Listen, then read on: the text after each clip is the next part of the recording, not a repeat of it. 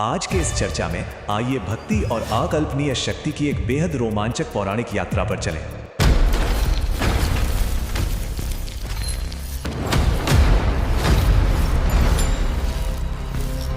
समंदर किनारे 10,000 वानर योद्धा बिल्कुल खामोश खड़े थे।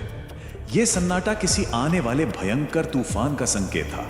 श्री राम का नाम लेकर हनुमान जी ने वो असंभव छलांग लगाई और उफनते सागर के ऊपर सुनहरी धुंध बन गए।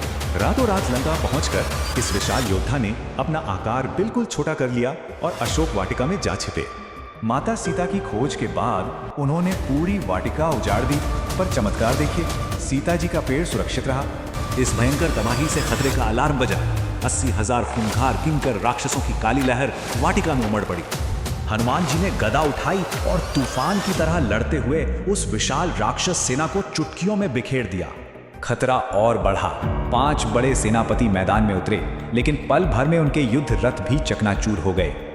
फिर राजकुमार अक्षय कुमार के सुनहरे बाण से हनुमान जी के गाल पर चोट लगी। इस पर महाबली बस मुस्कुरा दिए। एक योग्य योद्धा देखकर उन्होंने अद्भुत फुर्ती से छलांग लगाई और राजकुमार के रथ को सीधे जमीन पर पटक दिया। अब बारी थी मायावी इंद्रजीत की।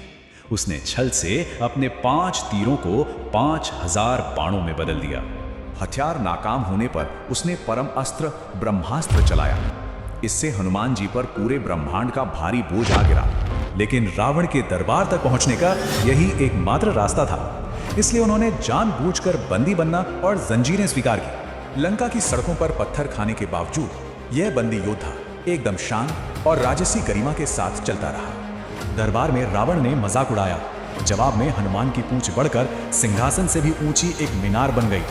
पहली बार उस अहंकारी रावण को ऊपर देखना पड़ा और सीता जी को सुरक्षित लौटाने की सख्त चेतावनी सुननी पड़ी।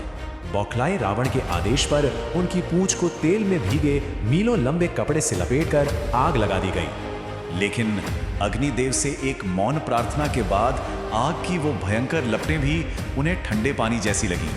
भारी जंजीरें तोड़कर उन्होंने महलों पर छलांग लगाई और सोने की लंका को राख में बदलकर अपना उद्देश्य पूरा किया। आग बुझाने के बाद सीता जी की दी हुई पवित्र चूड़ामणि लेकर उन्होंने घर वापसी की यात्रा शुरू कर दी। लौटकर वो श्री राम के सामने झुके, चूड़ामणि सौंपी और केवल 2 शक्तिशाली शब्द कहे, दृष्ट सीता, यानी सीता को देखा। अब सोचने वाली बात है, इस अकल्पनीय शक्ति का असली स्रोत क्या था? अपार शारीरिक बल या उनकी अटूट भक्ति?